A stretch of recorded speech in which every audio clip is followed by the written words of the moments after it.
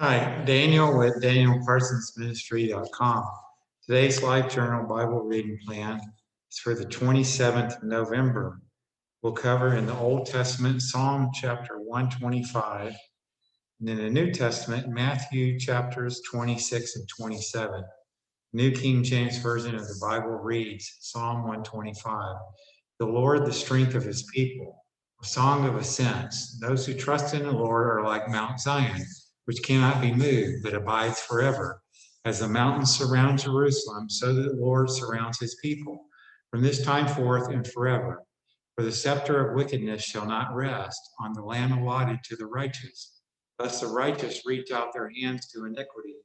Do good, O Lord, to those who are good, and to those who are upright in their hearts. And as for such as turn aside to their crooked ways, the Lord shall lead them away with the workers of iniquity. Peace be upon Israel. And now, as I pull up Matthew 26, we go through the Old Testament once in a year's time and the New Testament twice in a year's time with this Bible reading plan. It's a powerful way to stay connected into God's Word on a daily basis. So, the plot to kill Jesus, Matthew 26. Now it came to pass when Jesus had finished all these things that he said to his disciples, "You know that after 2 days is the Passover, and the Son of Man will be delivered up to be crucified." Then the chief priests, the scribes, and the elders of the people assembled at the palace of the high priest, who was called Caiaphas, and plotted to take Jesus by trickery and kill him. But they said, "Not during the feast, lest there be an uproar among the people." The anointing at Bethany. And when Jesus was in Bethany at the house of Simon the leper, a woman came to him having an alabaster flask of very costly fragrant oil, and she poured it on his head as he sat at the table. But when his disciples saw it, they were indignant, saying, "Why this waste? For this fragrant oil might have been sold for much and given to the poor." And when Jesus was aware of it, he said to them, "Why do you trouble the woman? For she has done a good work for me. For you have the poor with you always, but me you do not have always. For in pouring this fragrant oil on my body, she did it for my burial. Certainly I say to you, wherever this gospel is preached in the whole world, what this woman has done will also be told as a memorial to her." Judas agrees to betray Jesus. Then one of the 12, called Judas Iscariot, went to the chief priests and said, "What are you willing to give me if I deliver him to you?" And they counted out to him 30 pieces of silver. So from that time, he sought opportunity to betray him. Jesus celebrates Passover with his disciples. Now, on the first day of the feast of the unleavened bread, the disciples came to Jesus, saying to him, "Where do you want us to prepare for you to eat the Passover?" And he said, "Go into the city to a certain man and say to him, 'The teacher says, my time is at hand. I will keep the Passover at your house with my disciples.'" So the disciples did as Jesus had directed them, and they prepared the Passover. When evening had come, he sat down with the 12. Now, as they were eating, he said, "Surely I say to you, one of you will betray me." And they were exceedingly sorrowful, and each of them began to say to him, "Lord, is it I?" He answered and said, "He who dipped his hand with me in the dish will betray me. The Son of Man will indeed goes just as it is written of him, but woe to that man by whom the Son of Man is betrayed. It would have been good for that man if he had not been born." And Judas, who was betraying him, answered and said, "Rabbi, is it I?" He said to him, "You have said it." Jesus institutes the Lord's Supper, and as they were eating, Jesus took bread, blessed and broke it, and gave it to the disciples, and said, "Take, eat, this is my body." And he took the cup and gave thanks and gave it to them, saying, "Drink from it, all of you, for this is my blood of the new covenant, which is shed for many for the remission of sins.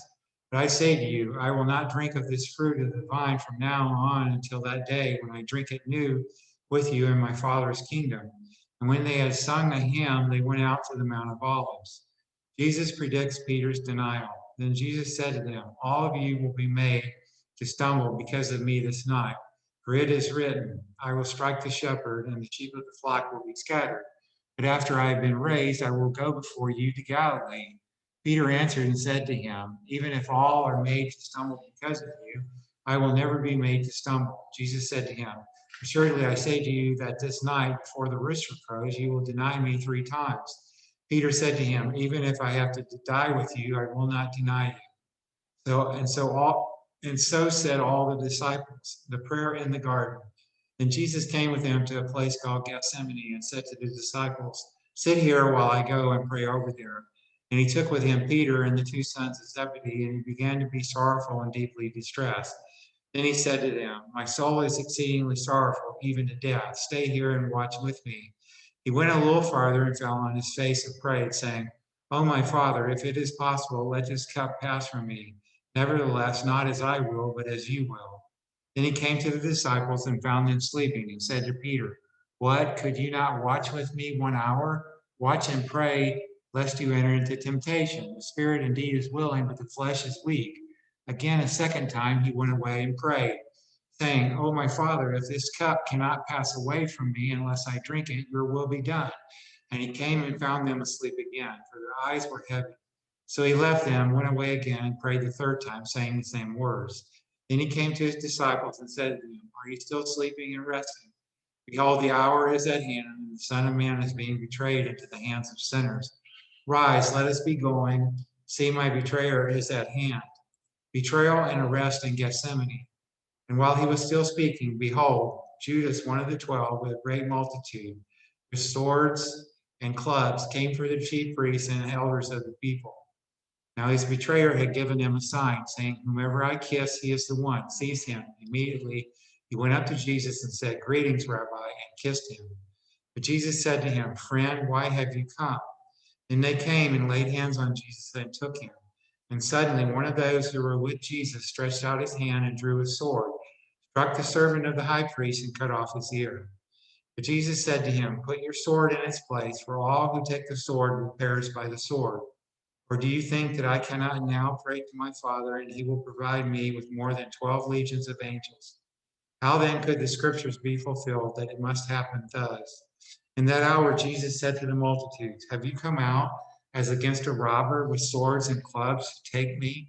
I sat daily with you, teaching in the temple, and you did not seize me.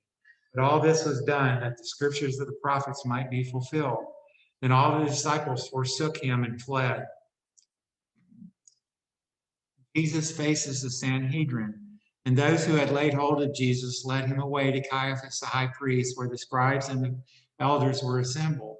But Peter followed him at a distance to the high priest's courtyard, and he went in and sat with the servants to see the end. Now the chief priests, the elders, and all the council sought false testimony against Jesus to put him to death, but found none. Even though many false witnesses came forward, they found none. But at last 2 false witnesses came forward and said, this fellow said, I am able to destroy the temple of God and to build it in 3 days. And the high priest arose and said to him, do you answer nothing? What is it these men testify against you? But Jesus kept silent. And the high priest answered and said to him, I put you under oath by the living God. Tell us if you are the Christ, the Son of God. And Jesus said to him, it is as you said. Nevertheless, I say to you, hereafter you will see the Son of Man sitting at the right hand of the power and coming on the clouds of heaven. Then the high priest tore his clothes, saying, he has spoken blasphemy. What further need do we have of witnesses? Look, now you have heard his blasphemy. What do you think? They answered and said, he is deserving of death. Then they spat in his face and beat him, and others struck him with the palms of their hands, saying, prophesy to us, Christ, who is the one who struck you? Peter denies Jesus and weeps bitterly. Now Peter sat outside in the courtyard, and the servant girl came to him, saying, you also were with Jesus of Galilee. But he denied it before them all, saying, I do not know what you are saying. And when he had gone out to the gateway, another girl saw him and said to those who were there, this fellow also was with Jesus of Nazareth. But he again denied it with an oath, I do not know the man. And a little later, those who stood by came up and said to Peter, surely you also are one of them, for your speech betrays you. Then he began to curse and swear, saying, I do not know the man. Immediately a rooster crowed. Peter remembered the word of Jesus, who had said to him, before the rooster crows, you will deny me 3 times. So he went out and wept bitterly. As I pull up Matthew 27, we have hundreds of spiritual messages at danielparsonsministry.com. My wife, Patricia, is a gourmet vegan chef. She has hundreds of delicious vegan recipes. You can access them all on the Healthy Living tab at danielparsonsministry.com. Please comment on your favorite recipes. We enjoy interacting with you. Thank you. Jesus handed over to Pontius Pilate, Matthew chapter 27. When morning came, all the chief priests and elders of the people plotted against Jesus to put him to death. And when they had bound him, they led him away and delivered him to Pontius Pilate, the governor. Judas hangs himself. Then Judas, his betrayer, seeing that he had been condemned, was remorseful and brought back the 30 pieces of silver to the chief priests and elders, saying, I sinned by betraying innocent blood. And they said, what is that to us? You see to it. Then he threw down the pieces of silver in the temple and departed and went and hanged himself. But the chief priests took the silver pieces and said, it is not lawful to put them into the treasury, because they are the price of blood. And they consulted together and bought with them the potter's field to bury strangers in. Therefore that field has been called the field of blood to this day. And was fulfilled what was spoken by Jeremiah the prophet, saying, and they took 30 pieces of silver, the value of him who was priced, whom they of the children of Israel priced, and gave them for the potter's field, as the Lord directed me. Jesus faces Pilate. Now Jesus stood before the governor, and the governor asked him, saying, are you the king of the Jews? Jesus said to him, it is as you say. And while he was being accused by the chief priests and elders, he answered nothing. Then Pilate said to him, do you not hear how many things they testify against you? But he answered him not one word, so that the governor marveled greatly, taking the place of Barabbas. Now at the feast, the governor was accustomed to releasing to the multitude one prisoner whom they wished. And at that time, they had a notorious prisoner called Barabbas. Therefore, when they had gathered together, Pilate said to them, whom do you want me to release to you? Barabbas or Jesus, who is called Christ? For he knew that they had handed him over because of envy. While he was sitting on the judgment seat, his wife sent to him, saying, have nothing to do with that just man, for I have suffered many things today in a dream because of him. But the chief priests and elders persuaded the multitudes that they should ask for Barabbas and destroy Jesus. The governor answered and said to them, which of the two do you want me to release to you? They said, Barabbas. Pilate said to them, what then shall I do with Jesus, who is called Christ? They all said to him, let him be crucified. Then the governor said, why? What evil has he done? But they cried out all the more, saying, let him be crucified. Excuse me. When Pilate saw that he could not prevail at all, but rather that a tumult was rising, he took water and washed his hands before the multitude, saying, I'm innocent of the blood of this just person. You see to it. And all the people answered and said, his blood be on us and on our children. Then he released Barabbas to them, and when he had scourged Jesus, he delivered him to be crucified. The soldiers mocked Jesus. Then the soldiers of the governor took Jesus into the praetorium and gathered the whole garrison around him. And he stripped him and put a scarlet robe on him. When they had twisted a crown of thorns, they put it on his head and a reed in his right hand. And they bowed the knee before him and mocked him, saying, Hail, King of the Jews. Then they spat on him and took the reed and struck him on the head. And when they had mocked him, they took the robe off him, put his own clothes on him, and led him away to be crucified, the king on a cross. Now as they came out, they found a man of Cyrene, Simon by name. Him they compelled to bear his cross.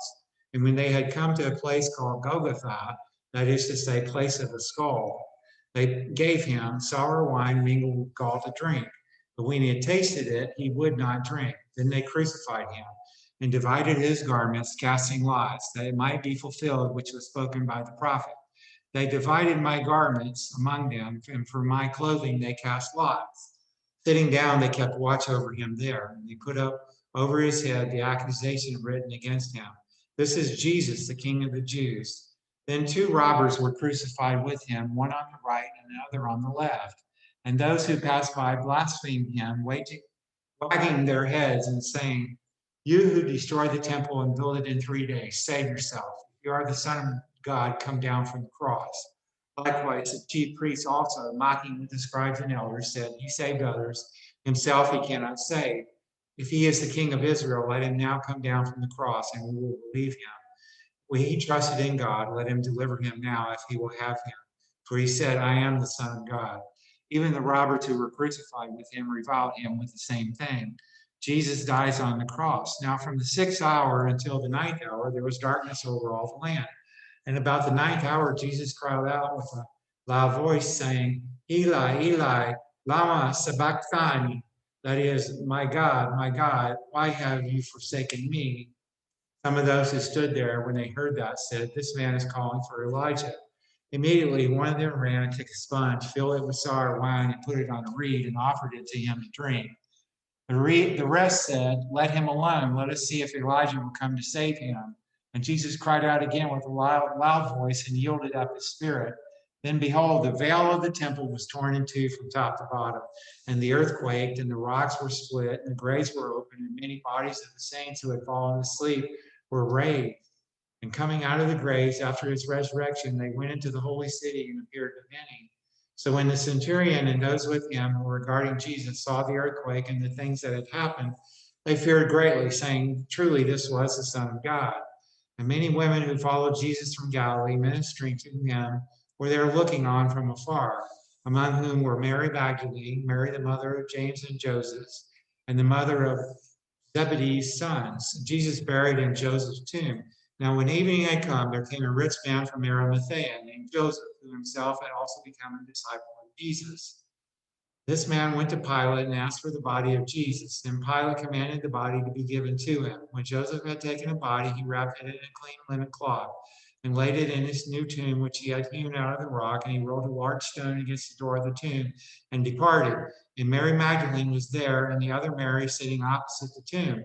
Pilate sets a guard. On the next day, which followed the day of preparation, the chief priests and Pharisees gathered together to Pilate, saying, Sir, we remember, while he was still alive, how that deceiver said, after 3 days I will rise. Therefore command that that tomb be made secure until the 3rd day, lest his disciples come by night and steal him away and say to the people, he has risen from the dead. So the last deception will be worse than the first. Pilate said to them, you have a guard, go your way, and make it as secure as you know how.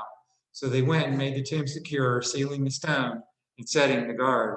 That's the end of today's Bible reading, my friends. God bless you until we're together again. Bye for now.